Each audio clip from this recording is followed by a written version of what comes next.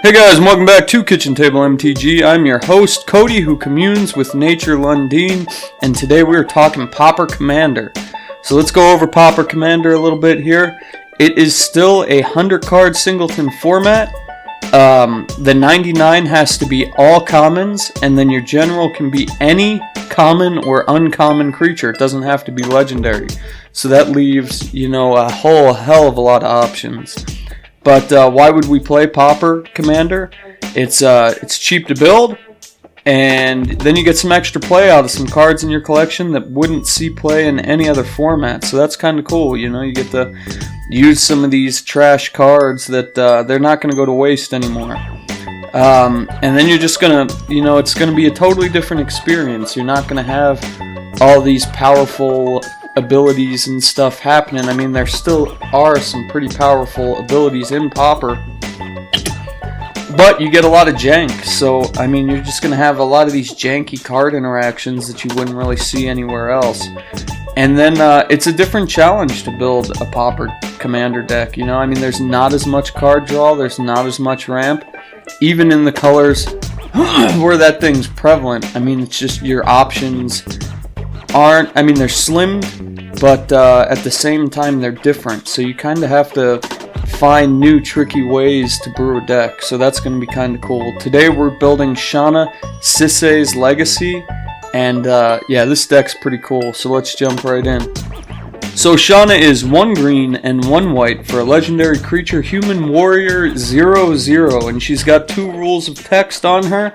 The first one is Shanna can't be the target of abilities your opponents control. So she can still be the target of spells, but just not abilities on the creatures and enchantments and stuff like that. So that's pretty sweet. But then she also has the text of Shanna gets +1/+1 for each creature you control. So we're going to want to go tall, and we're going to want to go wide. We're going to want to dump a ton of creatures on the board, get a lot of value, and it's pretty tricky what we're doing here. You definitely wouldn't do this kind of thing in an EDH deck, but we're trying to make every card multi-use.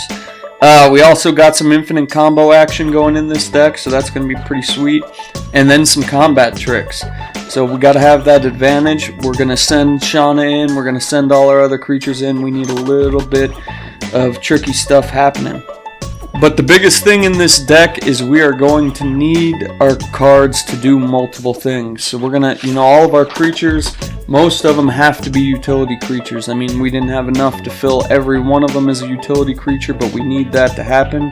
And we need to dump a ton of tokens onto the battlefield to make her as wide as possible.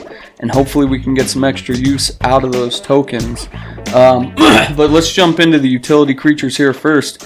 We're going to jump into our ramp section. So most of our ramp is on creatures, and we got a lot of little mana dorks here. We're running Avacyn's Pilgrim, Boral Druid, Elvish Mystic, Findhorn Elves, and Llanowar Elves, all 1-drop mana dorks. So that's going to help us out. We're going to get that extra mana, and we are also going to go wide. And another great thing about Pauper Commander is there aren't as many board wipes. So, I mean, you can run your ramp on these creatures and not be as worried as you would in regular EDH. We've also got some card draw on creatures. So this isn't the greatest card draw, but we've got some on our creatures. So we've got Yavimaya Elder. That's right, he's common. He's going to, when he enters the battlefield, we're going to search our library for 2 basic lands, reveal them, put them into our hand. So that's going to put some extra cards into our hand. And then he has the ability to pay 2 of any color and sacrifice them to draw a card. I mean, it just replaces itself, but when you count those lands, we're getting 3 cards for playing this 1 card. That's not bad in this format. And then we also have Fadiyah Seer. So this is a weird, it's got F-A-A-D-I-Y-A-H.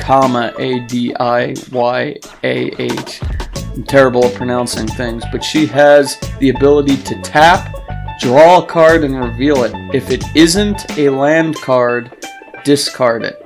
So, I mean, this is just going to help us get some land cards, and then we will get those cards back out of our graveyard. We'll get into that a little bit later here. But yeah, we got some other ways to draw cards in this deck. A lot of it's just card selection, so we're not actually going to be drawing a ton of cards. It's either going to be cantrips, or we're just going to be selecting out of the top 5. We'll get into that later. But our general goes wide, so why don't we get a couple other creatures in there to go wide with her. We have Scion of the Wild, 1 of any color, green, green. Scion of the Wild's power and toughness are each equal to the number of creatures we control. So it's got that same kind of Shanna thing going on. And then we also get some removal out of our creatures. We have Elvish Hex Mage. And this is just a 1-drop 1/1 where you pay either green or white, tap it, sacrifice it, destroy target enchantment. And then we have Quasi Pride Mage. So Quasi Pride Mage, similar thing. He's a 2-drop 2/2. He has Exalted though, so whenever a creature we control attacks alone, that creature gets +1/+1. Not too excited about that, but that'll definitely help out when we're sending Shanna through. But he also has pay 1 of any color, sacrifice him, and destroy target artifact or enchantment. So you gotta get that multi-use. You know, we need those creatures on the battlefield. We don't need the cards in our hand. But we gotta get our general through too. So let's find something that's gonna send our general through and be a body on the battlefield. We have Elvish Herder, 1 green for a 1/1 summon elf, and you pay 1 green. You can do this as many times as you want. It's not a tap. Target creature gains trample until end of turn. So that's gonna help us out. If we want to get our entire army through here, we've got Taunting Elf. So Taunting Elf is another 1-drop. It's a 0/1, and all creatures able to block Taunting Elf do so. So we're going to be able to get the rest of our guys through because they're going to have to block the elf. But we're going to also want to take some heat off of Shanna. So we've got Coalition Honor Guard. And this is a pretty, it's an older card, but it's 3 of any color, 1 white. While choosing targets as a part of casting a spell or activating an ability, your opponents must choose at least 1 flag bearer on the battlefield if able. So this is a 2/1 human flag bearer. They're going to have to target Coalition Honor Guard. We're throwing all these creatures out, so why don't we get a little extra life out of it? We got Essence Warden, Soul's Attendant, and Soul Warden. All gain us 1 life whenever a creature enters the battlefield. So our creatures, our opponent's creatures, we're going to be gaining some life out of that. Okay, so we got a lot of little 1-drop, 2-drop, 1/1s, or 2/2s. Let's get some other big monsters in there. We got some Eldrazi, and that is right. There are common Eldrazi. We've got Eldrazi Devastator. He's an 8/8 with Trample for 8. And then we got Ulamog's Crusher, and this is a big 8/8 for 8, but it's got Annihilator too, so that's going to help us out. It's just going to help get some stuff off the board on our opponent's side, put us ahead. We got a ton of stuff. It does have the drawback of having to attack every turn, but that's not going to be a big deal, But that does it for the utility creatures. We've got some token stuff we need to talk about, so let's jump into that. We're going to be putting all these tokens onto the battlefield. Let's get some extra use out of it. We've got a whole bunch of tokens that help ramp us too. We've got Eyeless Watcher. So this is 3 of any color and 1 green for a 1/1. It's got Devoid on there. That doesn't really matter. But when Eyeless Watcher enters the battlefield, you put 2 1/1 colorless Eldrazi Scion creature tokens onto the battlefield. They have sacrificed this creature. Add 1 colorless mana to your mana pool. So we're going to be able to drop this. We're going to get 3 creatures off a cast in this one, and then we've got that mana just sitting on the battlefield waiting for us to use. But it is also making Shanna bigger. So we've also got Kozilek's Predators and Nest Invaders and Scion Summoner. They all do similar thing. Nest of Invaders and Scion Summoners, I think they only put, they're the ones that put 1 on. So, but we're still getting 2 cards off a cast in 1. So we got 2 bodies on the battlefield. That's not bad. So we've also got some enchantments that give us some tokens and a little bit of extra stuff happening here. We've got, let me find it here. Fists of Ironwood. So this is 1 of any color and 1 green for an enchant creature. And when it enters the battlefield, we're going to get 2 1/1 green sapperling creature tokens.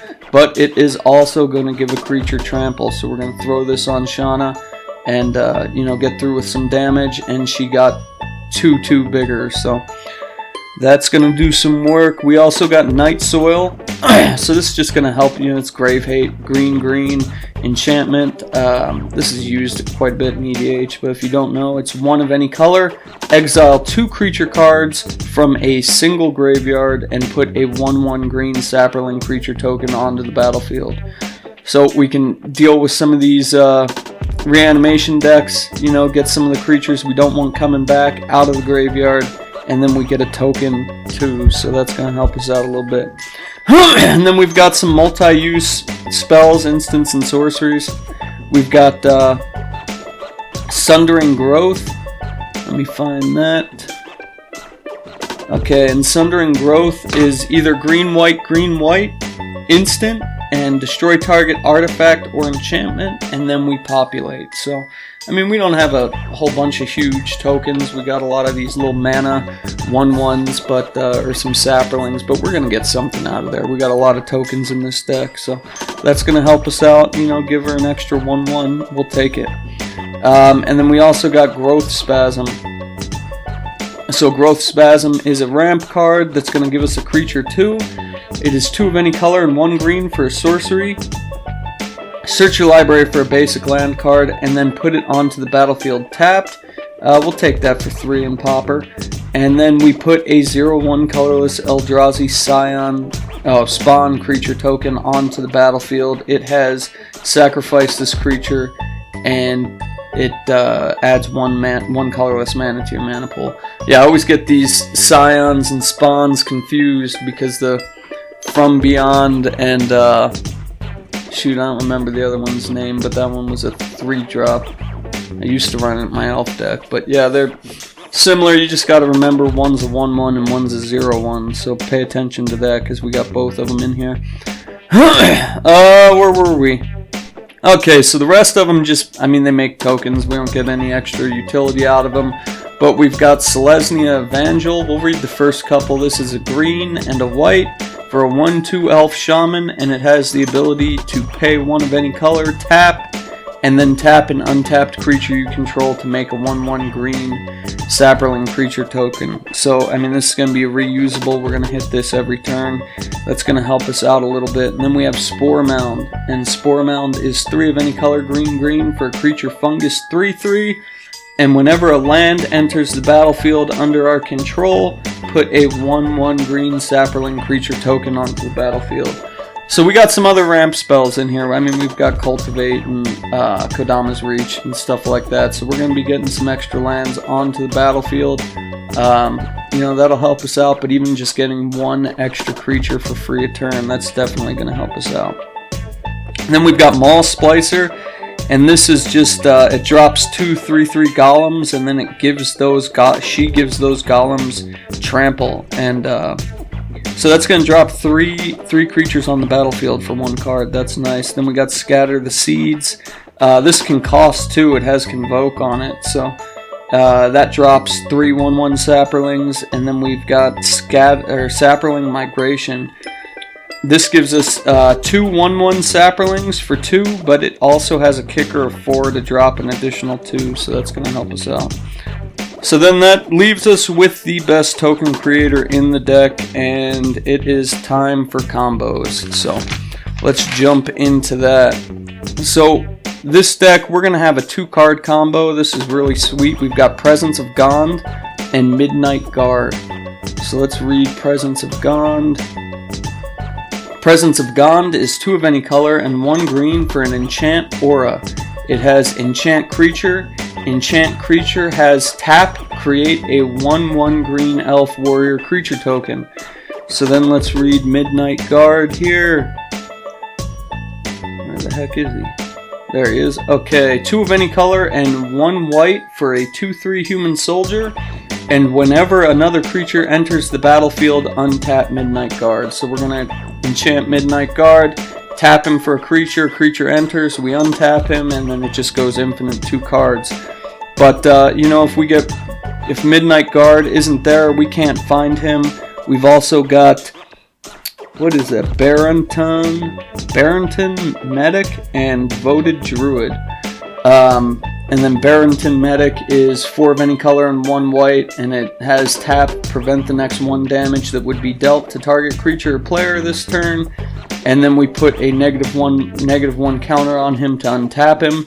And then Devoted Druid does a similar thing, except he is 1 of any color and 1 green. And he has tap, add a green to your mana pool, put a -1 counter on Devoted Druid, and untap Devoted Druid. So we're going to be putting those -1 counters on there. We're going to need a way to negate that. We've got Ivy Lane Denizen. This was in my, I mean, this guy's just in every persist Pauper Pauper combo here, but 3 of any color and 1 green. Whenever another creature enters the battlefield under your control, put a 1/1 counter on target creature. So we would hit this up on those 2 creatures, and it would negate the -1 counter. So I've already talked about this before. I used in Pauper, I used Ivy Lane Denizen, Carrion Feeder, and Renclaw Trowel or Safe Hold Elite, and they're just a persist creature. You sack them out to Carrion Feeder.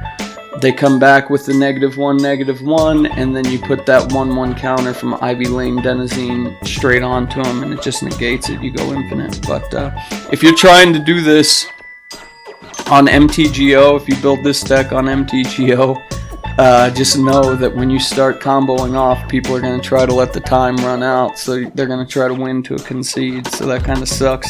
That's why I stopped playing MTGO Pauper. But okay, so both of these combos rely heavily on Presence of Gond. So let's talk a little bit about how to find Presence of Gond. We've got Benefaction of Ronas and Commune with the Gods. Let me pull them up real quick. So I'll just read Benefaction of Ronas. Commune with the Gods is about the same. 2 of any color and 1 green for a sorcery. Reveal the top 5 cards of your library. You may put a creature card and or an enchantment card from among them into your hand. Put the rest into your graveyard. But we got another way of finding them. So we've got a ton of these cards that are going to search for a creature. Only those 2 that search for a creature and an enchantment. But if we find Helioid's Pilgrim, let me read that real quick. Helioid's Pilgrim is 2 of any color and 1 white for a 1/2 human cleric. And when it enters the battlefield, you may search your library for an aura card, reveal it, and put it into your hand. So, I mean, it's not going to be that hard to find Presence of Gond, because we're going to be able to find Helioid's Pilgrim. But we do run the risk of somebody destroying Presence of Gond. So the only thing we got in here is Revive to get it back from the graveyard. That's just sorcery, I think. Let me check. I'm pretty sure it's a sorcery, not an instant. Yeah, Revive. It's 1 of any color and 1 green. We can return target green card from our graveyard to our hand. So, I mean, that's really it. But, you know, if the combo doesn't work, we got all that other stuff, you know, all the tokens and everything else. We're going to try to win without the combo. And then you can start putting your all your counters from Ivy Lane Denizen straight on to Shanna. So, or spread them out, you know, it's not going to be that bad. But let's talk about some stuff. You know, if that does happen, we got some tricky stuff happening here. Oh, sorry about that. So we've got Crop Rotation here, and this is an instant. This is going to help us out. Crop Rotation is 1 green, and as an additional cost to cast Crop Rotation, we have to sacrifice land. But then we search our library for a land card and put that card onto the battlefield, then we shuffle our library.